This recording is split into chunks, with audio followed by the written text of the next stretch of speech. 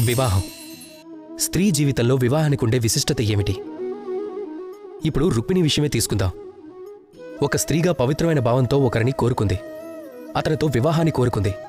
ఇక వివాహం అంటే పొందడం, అంటే ఒకరి చేయి పట్టుకొని రానున్న జీవితమంతా తనతోనే గడిపేయాలనేది. మరి నా చెయ్యి పట్టుకుని రుక్మిణికి వైవాహిక ఆనందమైతే లభించింది. కానీ తన ఈ ప్రేమయాత్ర ఇంకా అంతం కాలేదు, అది ఇప్పుడే ఆరంభమైంది. ఇప్పుడు రుక్మిణి జీవితంలో ఒక సవాలు ఉత్పన్నమైంది. తనిప్పుడు స్వయంగా ఆ వ్యక్తిని అర్థం చేసుకోవాల్సి వస్తుంది. తను ఎవరితో అయితే జీవితాంతం కలిసి ఉండబోతుందో ఆ మనిషి గురించి తెలుసుకోవాల్సి వస్తుంది.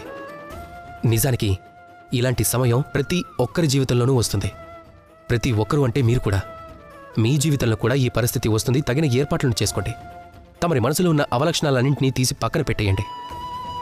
అప్పుడు నిర్మలమైన మనసుతో, పవిత్ర ప్రేమతో మీ జీవిత భాగస్వామిని అర్థం చేసుకునే ప్రయత్నం చేయండి, అది ఏ కోరిక లేకుండా. అలా చేసినప్పుడు మాత్రమే దాంపత్యం అనే పరీక్షలో మీరు ఉత్తీర్ణులవుతారు. అర్థమైంది కదా?